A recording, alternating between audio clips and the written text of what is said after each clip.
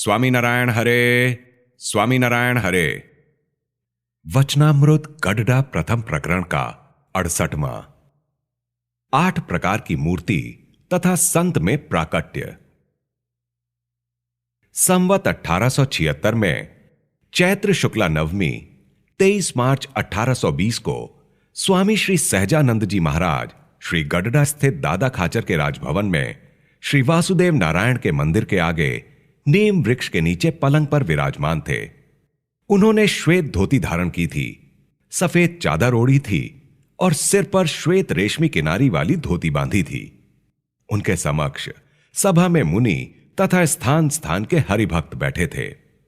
उस समय श्रीजी महाराज बोले कि हम एक प्रश्न पूछते हैं। तब मुनियों ने कहा कि पूछिए। श्रीजी महाराज बोले, 69 अर्थात संवत 1869 के दुर्भिक्ष के समय हमें 1 महीने तक योग निद्रा लगती थी।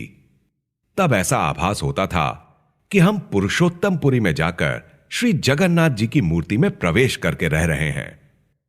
यद्यपि वह काष्ठ की मूर्ति थी, फिर भी हम उनके नेत्रों से सबको देखते थे तथा पुजारी के भक्तिभाव और छल कपट को भी देखते थे। आज हमारे सत्संग में भी जो समाधिनिष्ठ होते हैं, वे भी इस प्रकार समाधि द्वारा दूसरों के शरीर में प्रवेश करके सबको देखते हैं तथा समस्त शब्दों को सुनते हैं।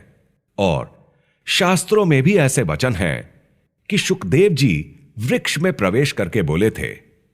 इसलिए महान सत्पुरुष अथवा परमेश्वर अपनी इच्छा के अनुसार कहीं भी प्रवेश करने का सामर्थ्य रखते हैं।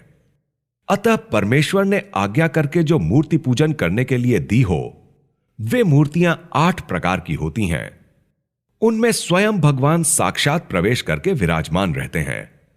जब भगवान का भक्त उस मूर्ति की पूजा करता हो, तब उसे मूर्ति की उसी प्रकार मर्यादा रखनी चाहिए जिस तरह प्रत्यक्ष रूप से विराजमान भगवान की मर्यादा का पालन करता हो। उसी प्रकार संत के हृदय में भी भगवान की मूर्ति है, अतः उन संत की भी मर्यादा रखनी चाहिए। किंतु ऐसी मर्यादा का वह भक्त लेश मात्र पालन नहीं करता है। उल्टे उस मूर्ति को वह चित्र अथवा पाषाणादिक की समझता है तथा संत को अन्य व्यक्तियों के समान मानता है। और भगवान ने तो अपने श्रीमुख से ऐसा कहा है कि मैं अपनी 8 प्रकार की प्रतिमा तथा संत में निरंतर प्रवेश करके रहता हूं। फिर भी वह भक्त तो भगवान की प्रतिमा के समक्ष तथा संत के समक्ष मनचाह स्वच्छंद और अविवेकपूर्ण आचरण करता है, परंतु भगवान का भय लेश मात्र भी नहीं रखता है। उसे भगवान का निश्चय है या नहीं, यह प्रश्न है। तब परमहंस बोले कि जब वह भगवान को अंतर्यामी जानकर भी मर्यादा नहीं रखता, तो यही प्रतीत होता है कि उसमें भगवान का निश्चय ही नहीं है।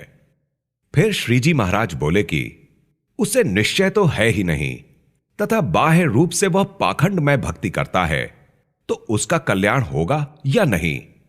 तब संत बोले कि उसका कल्याण नहीं होगा।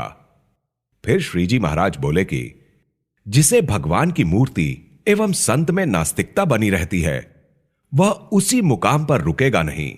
वह तो जिसका भजन स्मरण करता है, ऐसे प्रत्यक्ष भगवान के विषय में भी नास्तिक बन जाएगा। उसे भगवान के गोलोक एवं ब्रह्मपुर आदि धामों के विषय में भी नास्तिकता बनी रहेगी।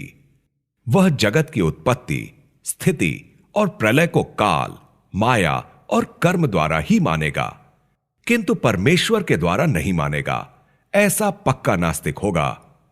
फिर मुक्तानंद स्वामी ने पूछा, इस नास्तिकता का कारण पूर्व जन्म का कोई कर्म है अथवा कुसंग? तब श्रीजी महाराज बोले, नास्तिक ग्रंथों का श्रवण करना ही नास्तिकता का कारण है, और ऐसे ग्रंथों में जितनी प्रतीति हो, उनका संग भी नास्तिकता का निमित्त बन जाता है तथा काम, क्रोध, लोभ, अहंकार, मान तथा ईर्ष्या आदि दोष भी नास्तिकता के जनक बन जाते हैं। क्योंकि इनमें से यदि किसी एक स्वभाव का भी प्रभाव हो, तो नारद सनकादिक जैसे साधु भी यदि उस व्यक्ति को समझाएं, तो भी वह उनकी बात नहीं मानेगा। ऐसी नास्तिकता कब मिट सकती है? तो जब वह श्रीमद् भागवत जैसे आस्तिक ग्रंथों में प्रतिपादित जगत की उत्पत्ति, स्थिति एवं प्रलय रूपी भगवान की लीला का श्रवण करे तथा भगवान और संत का महात्म्य समझे, तब जाकर उसकी नास्तिकता मिट सकती है और आस्तिकता उत्पन्न हो सकती है। इति वचनामृतम। इस प्रकार से श्री गडडा प्रथम प्रकरण का 68वां वचनामृत पूर्ण हुआ।